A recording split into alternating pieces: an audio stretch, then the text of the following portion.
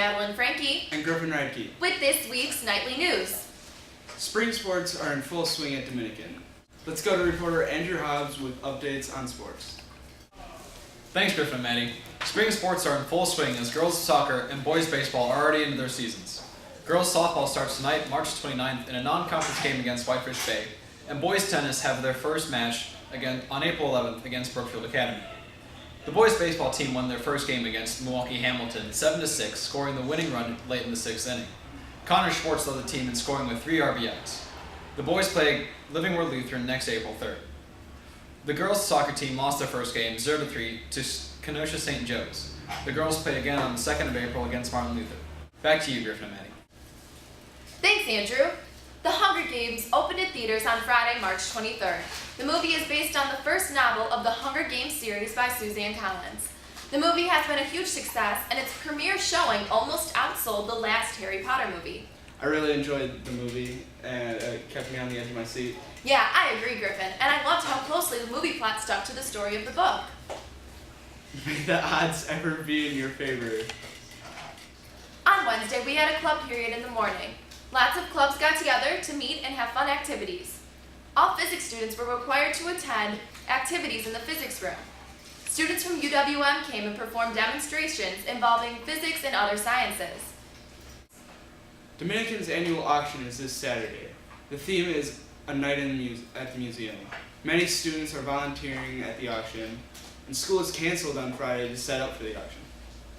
Those of you that have a Saturday attention will be working Friday morning to set up. In addition, all NHS members are required to volunteer on Friday as well.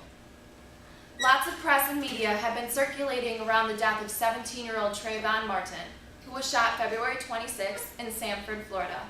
We're going to shift now over to Rachel Sandretti with an opinion editorial piece on the subject.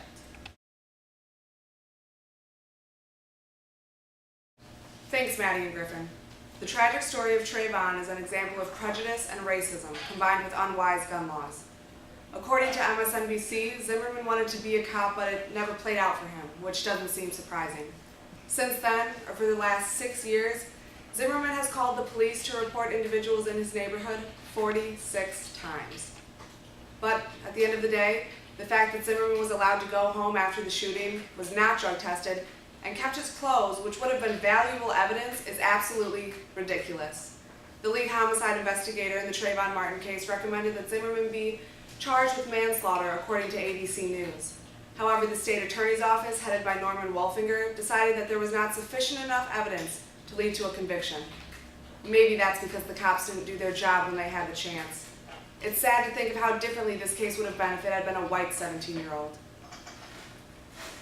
It's a homicide case, and there should always be time for justice. Back to you, Maddie and Griffin. Thanks, Rachel. And for your sobering fact of the week, more than 1,500 teens were killed by a gun in the year of 2011. This is Madeline Frankie And Griffin Reitke reporting, not live from Dominican High School. Till next week, DHS.